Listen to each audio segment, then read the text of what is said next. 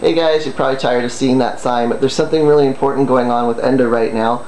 The version of ENDA that is going before Congress does not have gender identity in it, but Congresswoman Tammy Baldwin is trying to get gender identity put back into the Employment NonDiscrimination Act. And some of you in the GLBT community and out are thinking, why is that important to us? Why should we care?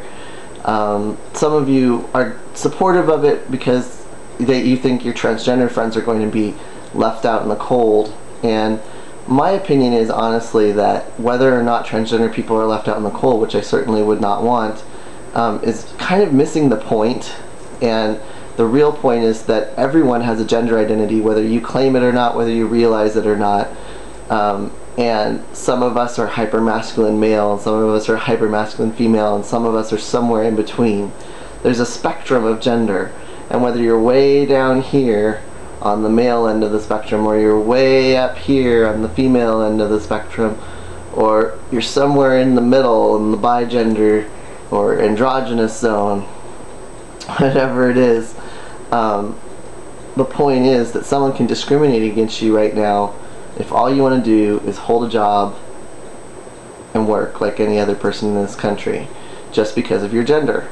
They could say, I hate men, I don't want to hire any men, and do it, and there's no protections against that right now.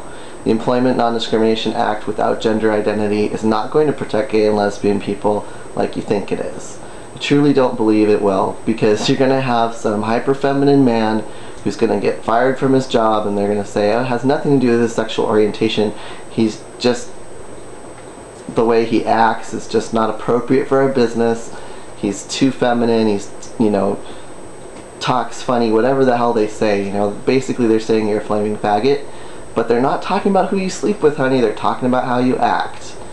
And same goes for butch women. You know, when we moved out here, Carly had to go looking for a job again, and people were telling her she had to change the way she dressed and the way she wore her hair, and thank goodness she found a company that could hire her on for who she is and not what she looks like, because she gets the job done.